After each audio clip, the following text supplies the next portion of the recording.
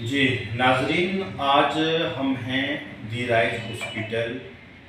District Poonch और Punia village के अंदर जो बना है, उनके जो एडमिनिस्ट्रेटर हैं डॉक्टर लकी गुप्ता जी, जो कि मध्य प्रदेश से हैं, और उनसे हम बात करेंगे कि इस हॉस्पिटल के अंदर कौन कौन सी फैसिलिटीज़ अवेलेबल हैं और किस तरीके से ये पेशेंट से डील करते हैं। सबसे पहले तो हमारे लिए खुशकिस्मती की बात है कि यहाँ पर ये लोग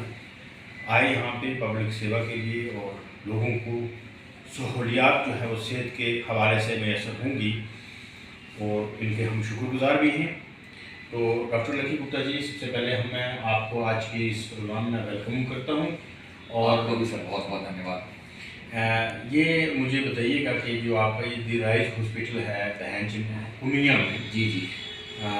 तो ये किस किस फैसिलिटीज़ को अपने अंदर रखता है, और कैसे आप पेशेंट्स को डील करते हैं, यहाँ पर क्या क्या सेवा रखी है आपने? जी, पहले तो मैं आपका बहुत बहुत धन्यवाद देता हूँ। प्लस मैं यहाँ की जो आवाम है, आवाम पुंछ है और पुंछ के आसपास रहने वाले सभी लोगों को बहुत बहुत धन्यवाद देता हूँ कि उन्होंने हमें इस काबिल समझा कि हम उनकी सेवा कर सकें मेडिकल के क्षेत्र में। बेसिकली हमारा हॉस्पिटल जो है द राइज हॉस्पिटल, वो एक मल्टी स्पेशलिटी हॉस्पिटल है। जैसे कि आप देख रहे हैं पीछे की सभी प्रकार की सर्विसेज हमने मेंशन की हुई हैं। जैसे कि हमारे हॉस्पिटल में ऑपरेशन थिएटर है, सभी प्रकार के ऑपरेशंस जो हैं जनरल सर्जरी के वो हो जाते हैं। लेप्रोस्कोपी सर्जरी जो कहते हैं दूरबीन की सर्जरी जी, उसके द्वारा जितने भी ऑपरेशंस होते हैं वो हमारे पास हो जाते हैं।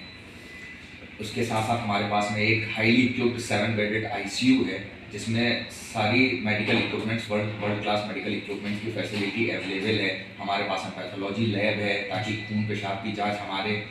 सेंटर में एक छत के नीचे हमने कोशिश की कि हम सभी की सभी सर्विसेज देने की कोशिश करें, ताकि मरीज को परेशान ना होना पड़े मेडिकल सर्विसेज के लिए, इधर से उधर भटकना ना पड़े। मेरे पास एक्सरे भी है, मेरे पास 2 बेड की इमरजेंसी भी है जो कि फुली इक्विप्ड है। और जो हमारे डॉक्टरों की टीम है वो काफ़ी प्रशिक्षित डॉक्टरों की टीम है। हमारे पास जो डॉक्टर्स हैं वो हैदराबाद से भी हैं, अमृतसर से भी हैं, जनरल फिजिशियन है,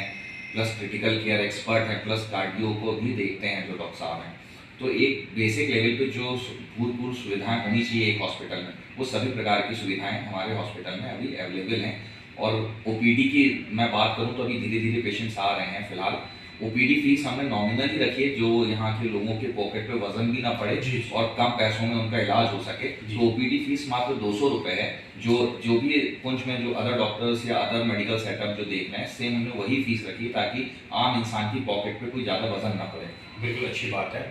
तो मैं ये ज़रूर जानना चाहूँगा कि अगर अभी अभी तक जो आपके पास इंफ्रास्ट्रक्चर है यहाँ का, वो काफ़ी है, या इसके ऊपर भी बिल्डिंग जो है तैयार होने जा रही है, वो उसमें और मज़ीद आप क्या बेड सिस्टम जी, करेंगे, या कि कुछ और मशीनरीज वगैरह आएंगे? बहुत ही अच्छा क्वेश्चन किया, क्योंकि ये कई लोग नो ये आपको प्रश्न नहीं, बाकी जो लोग मुझसे अनुमानित तौर पर रोज मिलते हैं उनका भी यही सेम प्रश्न रहता है कि अब आगे क्या डॉक्टर साहब। जी, तो ये जो है हमने अभी बेसिकली ग्राउंड लेवल बनाया है, ग्राउंड फ्लोर भी बनाया है। ग्राउंड फ्लोर में हमने एक ओटी दी है, आईसीयू दी है, जनरल वार्ड दिया है, 8 बेड्स का इमरजेंसी दी है। जैसे ही हमारा फर्स्ट फ्लोर कंस्ट्रक्ट होता है, और भगवान ने चाहा तो हमारा शायद 1 अप्रैल तक फर्स्ट फ्लोर कंस्ट्रक्ट हो जाएगा,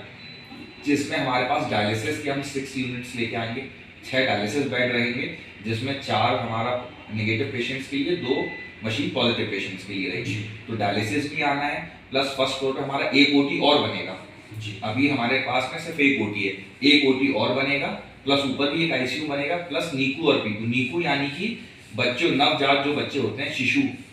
न्यूनेटल इंटेंसिव केयर यूनिट बच्चों के लिए, और राइट, तो एक जो नीको और पीकू, ये दोनों सेटअप हमारे पास ऊपर रहेंगे। नवजात बच्चों के लिए और बच्चों के लिए फुल कंप्लीट सेटअप हमारे पास ऊपर रहेगा, और डायलिसिस का रहेगा। जी सर। अगर हमारा पेशेंट कोई यहाँ का एडमिट हो जाता है, जी, उसको पर डे यहाँ रूम की जो है फैसिलिटी आप प्रोवाइड करते हैं, उसके लिए फीस स्ट्रक्चर अगर आप बताएंगे कि कितना उनको पर डे लगेगा चार्जेस, जी तो जी मेडिसिन को छोड़कर। जी जी तो पर डे रूम का क्या मतलब है, एडमिशन के लिए जी। चार्ज होता है? ये भी आपने बहुत अच्छा प्रश्न किया सर, कि अनुमानित तौर पे लोगों का ये क्वेश्चन रहता है कि यार प्राइवेट हॉस्पिटल है, बहुत ज़्यादा महंगा होगा, मेरी बहुत ज़्यादा पॉकेट ढीली हो जाएगी। मैं आपको बताना चाहता हूँ कि जो अभी हमने यहाँ पे सेवाएं देना शुरू की हैं, जो हम सेवाएं दे रहे हैं, जी, इसके लिए, इन सेवाओं के लिए पुंछ में व्यवस्था नहीं थी मेडिकल के क्षेत्र में उतना डेवलप नहीं था जी।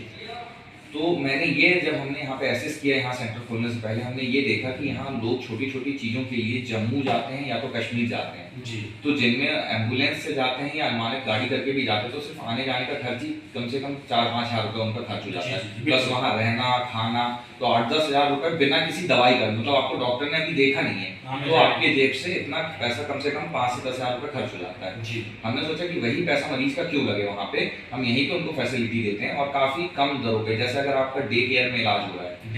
डे केयर यानी आप सुबह आए शाम को हमने आपको डिस्चार्ज कर दिया दवाई लगाए आपको रात नहीं रुके तो 500 रुपये बेड चार्जेस है ठीक है इसके अलावा 200 रुपये नर्सिंग फीस है और 300 रुपये डॉक्टर की फीस है जो डॉक्टर राउंड पे लेते हैं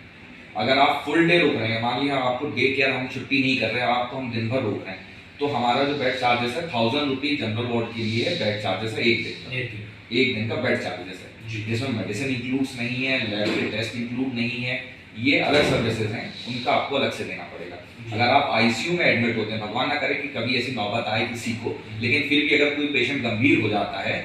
तो उस हालात में हमारा आईसीयू का चार्जेस है वो 3500 रुपये पर डे है जी 3500 पर डे आईसीयू तो वैसे नॉर्मल पेशेंट के लिए 1000 मेडिसिन को छोड़कर या दूसरी सर्जरी जी छोड़कर मेडिसिन जी इंजेक्शन लग रहे हैं कुछ लग रही दवाई उनका खर्च है सिर्फ अस्पताल का आपको 1000 रुपये बेड चार्ज अच्छा एक बात और जो आप मेडिसिन यहाँ पर जो डॉक्टर हजरात आपके लिखते हैं वो यहाँ ही आपकी जो अपनी यहाँ पर जो मेडिकल शॉप है वो वहीं से मिलती है या कि उसके लिए हमारे पुंछ के बाजार में जाना पड़ेगा या जम्मू जाना पड़ेगा या कहीं दूर जाना पड़ेगा नहीं सर ये चीज़ तो मैंने जो आपका क्वेश्चन पूछा ये प्रॉब्लम मेरे को शुरू में फेस हुई थी जब हमने शुरुआत की तौर पर जब पेशेंट को देखना शुरू किया डॉक्टर साहब ने जो यहाँ पे दवाइयाँ लिख रहे थे वो पुंछ में भी अवेलेबल नहीं हो पा रही थी इस चीज़ को मद्देनजर रखते हुए हमारी फार्मेसी हम लोग ने ओपन करी है राइज मेडिकोस के नाम से है और हॉस्पिटल के साथ में ही है तो आपको सारी दवाइयाँ वहाँ पे मिल जाएंगी जो भी यहाँ से प्रेस्क्राइब जी वो मिल जाएंगी और अगर इन केस नहीं भी अगर ऐसा कोई सिचुएशन होती वैसे ऐसी सिचुएशन 99% नहीं होगी लेकिन मान लीजिए 1% का चांस लेके चलता हूँ कि हो सकता है डॉक्टर साहब ने लिखी वो दवाई आपको नहीं मिली तो उसके लिए भी आप एकदम निश्चिंत रहिए निश्चित रहिए वो दवाई भी हम आपको मंगवा के देंगे डॉक्टर साहब आज के इस प्रोग्राम के हवाले से आप अपनी पुंछ की आवाम को क्या पैगाम देना चाहिए खास करके राय हॉस्पिटल के लिए मैं यही कहना चाहूँगा पुंछ की आवाम को कि जिस प्रकार से आपसे मेरा एक अनकहा अनुबंध है कि हम आपकी हमेशा निरंतर सेवा करते रहेंगे और करेंगे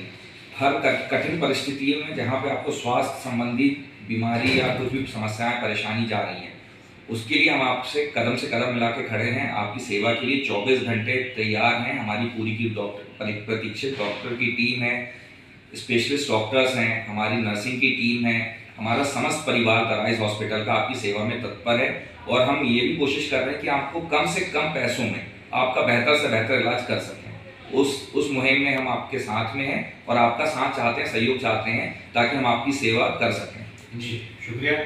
तो राइज हॉस्पिटल जिसमें आपको जनरल फिजिशियन मिलेंगे आर्थोपेडिशियन मिलेंगे सर्जन मिलेंगे यूरोलॉजिस्ट मिलेंगे गायनिकोलॉजिस्ट मिलेंगे डर्मेटोलॉजिस्ट मिलेंगे और क्रिटिकल केयर एक्सपर्ट मिलेंगे ट्रॉमा एक्सपर्ट मिलेंगे रैन मैनेजमेंट एक्सपर्ट मिलेंगे ये सारे के सारे एक्सपर्ट यहाँ पैथोलॉजी लैब आपको ambulance X-ray ICU operation theatres OPD IPD pharmacy ventilators ये सारी की सारी फैसिलिटीज़ जो है मौजूद है और हमें चाहिए कि इन लोगों का कोऑपरेट किया जाए ताकि हमारे लिए ये मेडिसिन की सहूलियात यहाँ पर बरकरार रहे तो आज के लिए इतना ही फिर कभी इनसे दोबारा मज़ीद इस हॉस्पिटल के बारे में बात होगी शुक्रिया।